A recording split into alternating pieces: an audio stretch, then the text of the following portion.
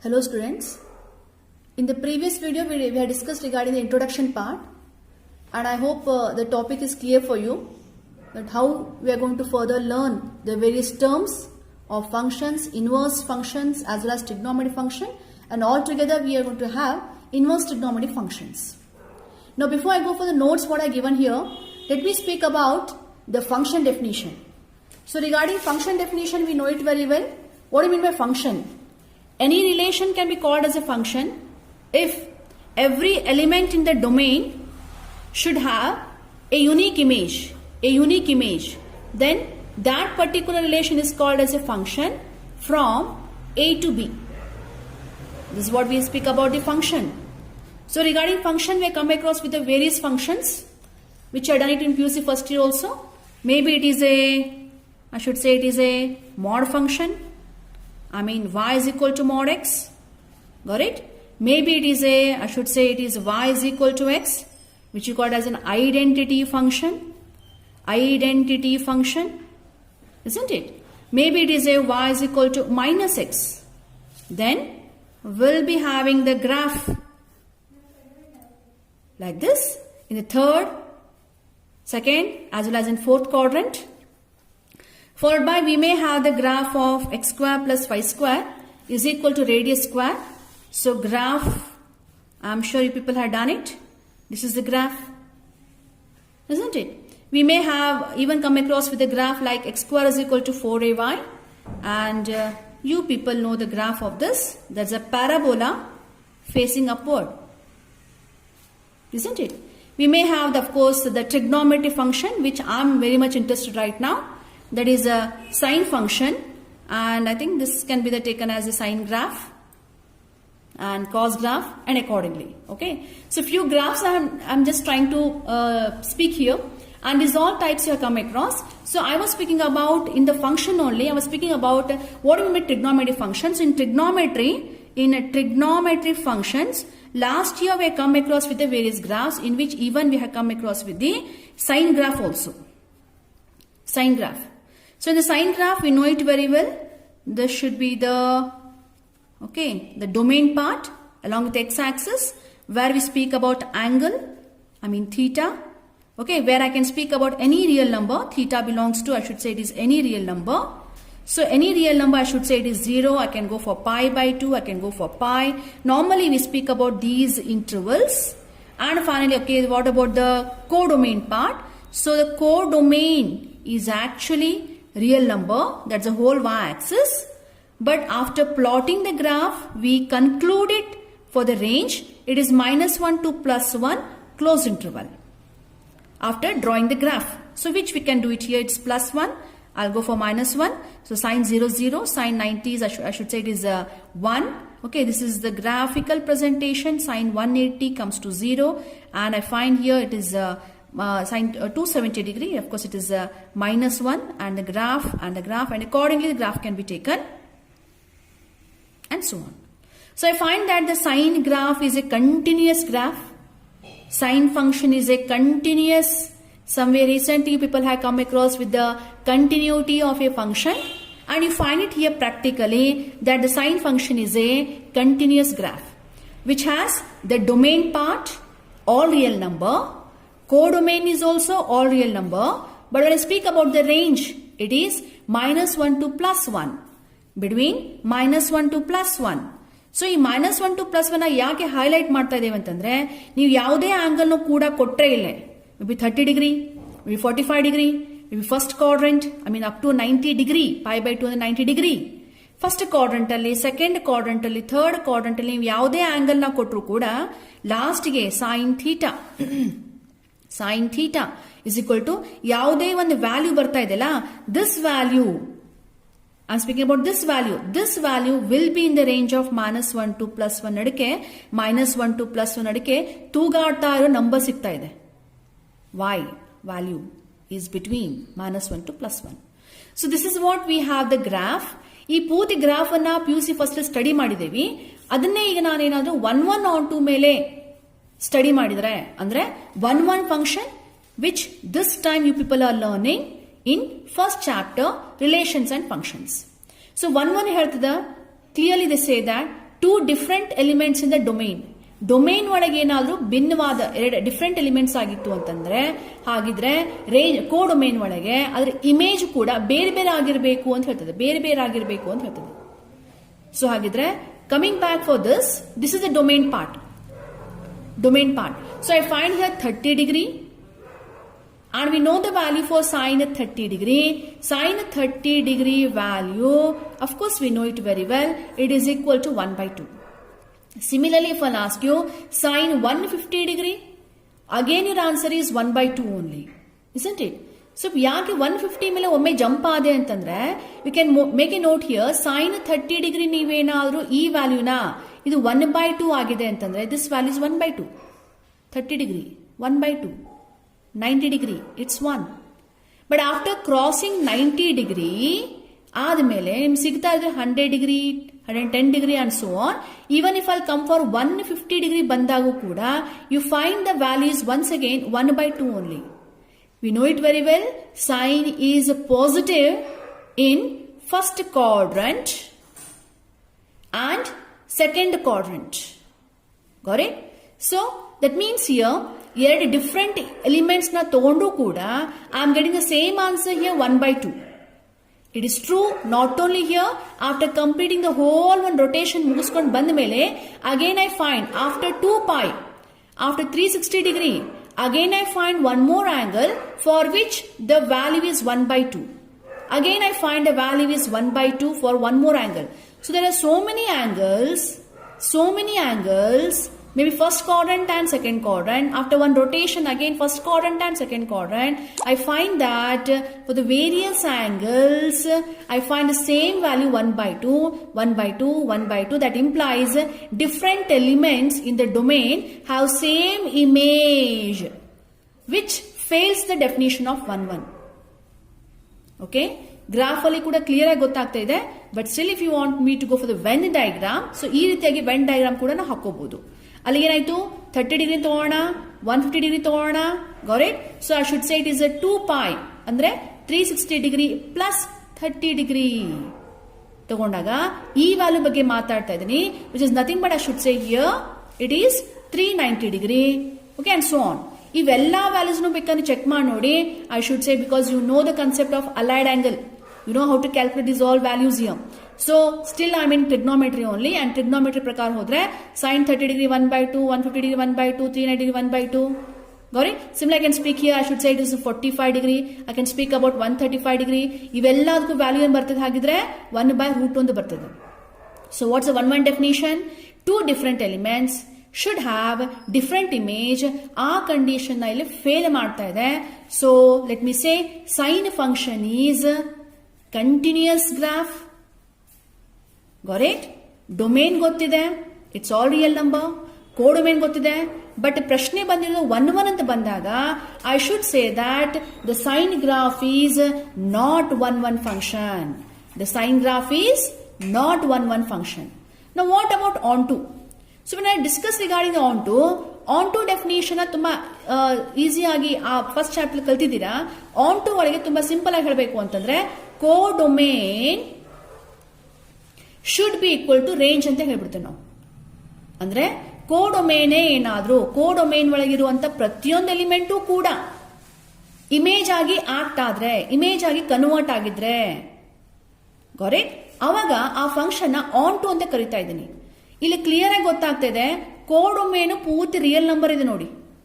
But what is the range? ಈ ಪೂರ್ತಿ ಕೋಡೊಮೈನ್ ಒಳಗಿಂತ ಇಷ್ಟು ಪಾರ್ಟ್ ನ ಮಾತ್ರ ನಾ ರೇಂಜ್ ತಗೋತಾ ಇದ್ದೀನಿ.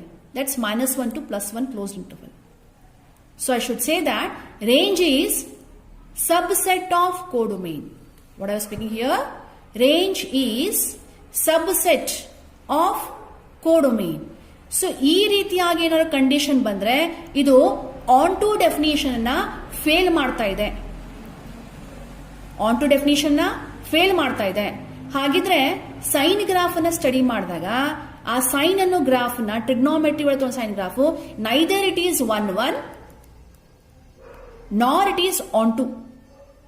ಓಕೆ, ಸೊ ಫಂಕ್ಷನ್ ಏನಾದ್ರೂ 1 1 ಇಲ್ಲ ಆನ್ ಟೂನು ಇಲ್ಲ ಅಂದಾಗ this year you people have come across with one more concept. So ಇದು 1 1 ಬಗ್ಗೆ ಡಿಸ್ಕಷನ್ ಆಯ್ತು, ಆನ್ ಟು ಬಗ್ಗೆ ಡಿಸ್ಕಷನ್ ಆಯಿತು, ಅಲ್ಲಿಗೆ ಸೈನ್ ಒಂದು ಕನ್ಕ್ಲೂಷನ್ ಬರ್ತಾ ಇದ್ದೀವಿ.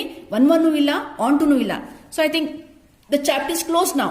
I think you people are happy that 1 ಇಲ್ಲ, ಆನ್ ಟುನೂ ಇಲ್ಲ, ಇನ್ವರ್ಸ್ ಫಂಕ್ಷನ್ ಬರೋದೇ ಇಲ್ಲ, ಪ್ರಶ್ನೆ ಎಲ್ಲ ಬಿಟ್ಬಿಡಿ ಮೇಡಮ್ ಅಂತ ಹೇಳ್ಬೋದು ನೀವೀಗ. I hope you are enjoying this. Don't say that. Okay, so ಹಾಗಿದ್ರೆ ಇನ್ವರ್ಸ್ ಫಂಕ್ಷನ್ಗೆ ಕಂಡೀಷನ್ ಇದೆ ನೋಡಿ. So what inverse function says, ಯಾವುದೇ ಒಂದು ಫಂಕ್ಷನ್ ಎಫ್ ಆಗಿದ್ದಕ್ಕೆ ಅದರ ಇನ್ವರ್ಸ್ ಇರಬೇಕು ಅಂದ್ರೆ ಸಿಂಬಾಲ್ ಹೀಗಿದೆ, ನೀವು ಜಿ ಅಂತ ಕೂಡ ಯೂಸ್ ಮಾಡಿರಬಹುದು. ಹೊಡಿ. ಸೊ ಮಧ್ಯ ಏನಾದ್ರು ಕಾಂಪೋಸಿಟ್ ಆಪರೇಷನ್ ಹಾಕಿ ಅದರ ರಿವರ್ಸ್ ಹೊಡಿಸಿದ್ರು ಕೂಡ okay. And if I get an identity function, ಅವಾಗ ಇವರು F inverse can be called as, this function is called as inverse of f ಅಂತ ಹೇಳ್ತಾ ಇದ್ದೀವಿ. So you might have noted this symbol, you might have used f naught of g.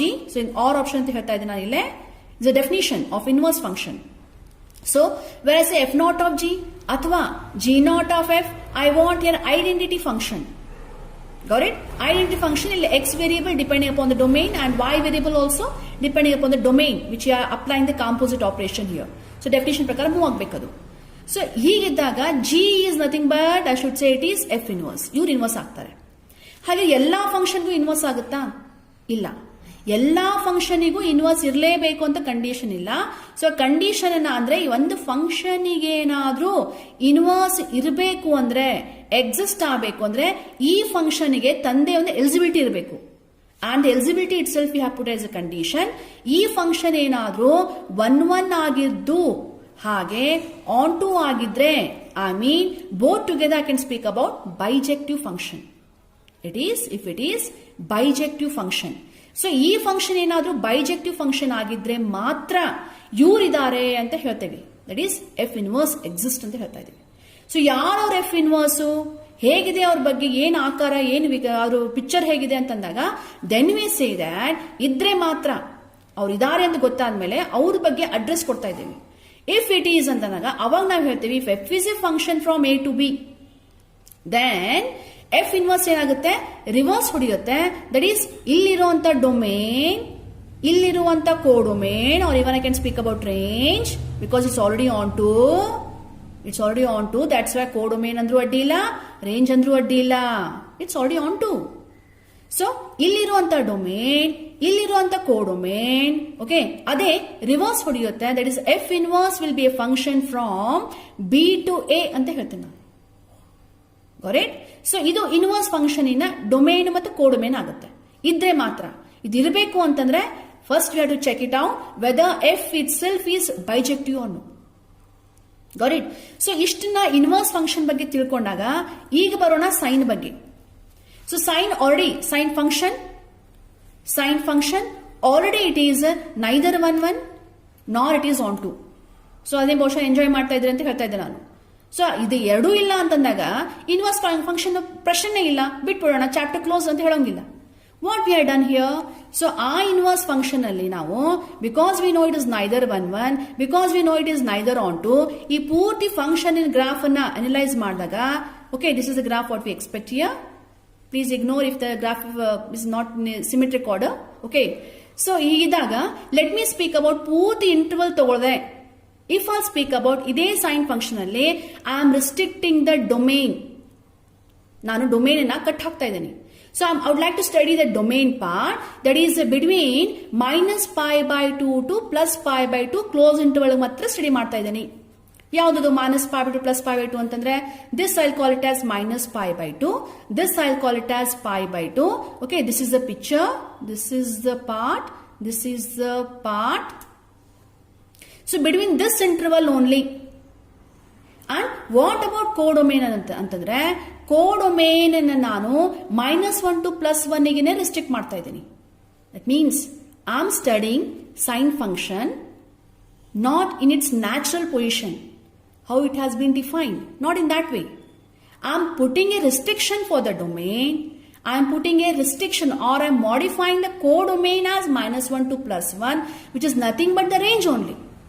So ಈ ರೀತಿಯಾಗಿ restriction ಹಾಕೊಂಡು ಈ so and so ಅನ್ನೋದ್ರೊಳಗಿನ study ಮಾಡಿದ್ರೆ so ಇದೇನಾಯ್ತು, ನಾವು sine I should say okay, sine is a function from what, from -π/2 to π/2 close interval towards I should say -1 to +1 ವರೆಗೆ ಮಾತ್ರ ಸ್ಟಡಿ ಮಾಡಿದ್ರೆ I mean minus 90 to plus 90.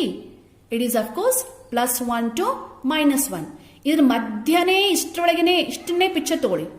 ಅವಾಗ ನಾನು ಪೂರ್ತಿ ಸೈನ್ ಗ್ರಾಫ್ ನ ಫೋಕಸ್ ಮಾಡಿದಾಗ I am definitely I think you can make out here only this part I am highlighting this part. This part.